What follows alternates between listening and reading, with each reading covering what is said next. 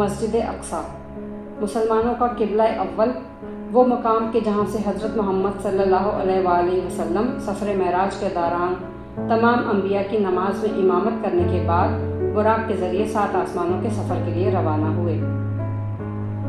قرآن مجید فرقان حمید کی سورہ بنی اسرائیل میں اللہ تعالیٰ اس مسجد اور واقعے کا ذکر کچھ اس انداز سے فرماتے ہیں: پاک ہے وہ ذات جو اپنے بندے کو رات ہی رات میں مسجد حرام سے مسجد الاقصی لے گئی، جس کے ماحول کو ہم نے برکت دے رکھی ہے اس لیے کہ ہم اسے اپنی قدرت کے بعض نمونے دکھائیں۔ یقیناً جسے اللہ تعالیٰ ہی بہتر سننے اور جاننے والا ہے۔ آپ دیکھ رہے ہیں تاریخی منظرنامہ عامرہ کے ساتھ کی دوسری سیریز دنیا کے اہم مقامات کی پہلی معلوماتی ویڈیو کے ساتھ۔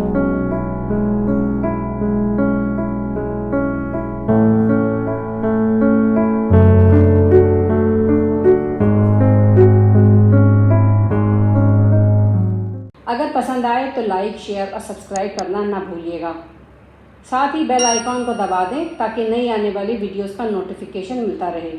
یروشلم یا القدس، جسے تینوں بڑے ابراہیمی مذاہب میں ایک اعلیٰ مقام حاصل ہے کیونکہ یہاں حضرت سلیمان کا تعمیر شدہ معبد جو کہ بنی اسرائیل کے انبیاء کا قبلہ تھا، اور یہی شہر حضرت عیسیٰ علیہ السلام کی پیدائش کا مقام بھی ہے اور ان کی تبلیغ کا مرکز بھی تھا، اور مسلمانوں کی مسجد الاقصی جو کہ قبلہ اول ہے اور یہیں پر واقع ہے، جو کہ خانہ کعبہ اور مسجد نبوی کے بعد تیسرا مقدس ترین مقام بھی ہے۔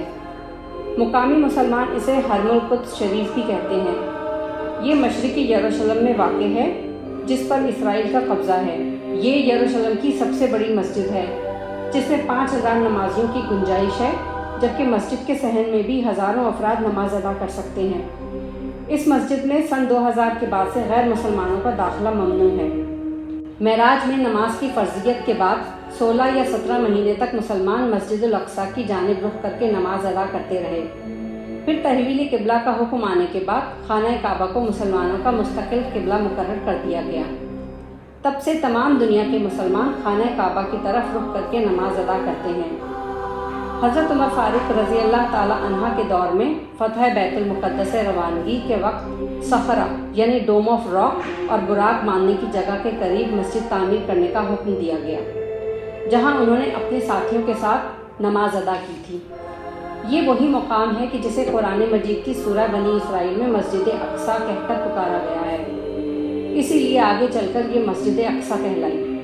مسجد اقصی کے بانی حضرت یعقوب علیہ السلام کو مانا جاتا ہے، پھر اس کی تجدید حضرت سلیمان علیہ السلام نے کی۔ حضرت عمر فاروق رضی اللہ تعالی عنہ کے بعد خلیفہ عبد الملک بن مروان نے مسجد الاقصی کی تعمیر شروع کروائی، اور ان کے بیٹے خلیفہ ولید بن عبد الملک نے اس کی تعمیر مکمل کی اور اس کی تزئین و آرائش کرائی۔ پھر ایک خوفناک زلزلے نے اسے مکمل تباہ کر دیا۔ پھر عباسی خلیفہ ابو جعفر منصور نے مسجد اقصی کی تعمیر کروائی۔ پھر مزید ایک زلزلے نے مسجد کو کچھ نقصان پہنچایا۔ پھر فاطمید خلیفہ علی الظہر نے اسے تعمیر کروایا جو آج بھی موجود ہے۔ اس کے بعد عثمانی دور میں کچھ تعمیرات کا اضافہ کیا گیا۔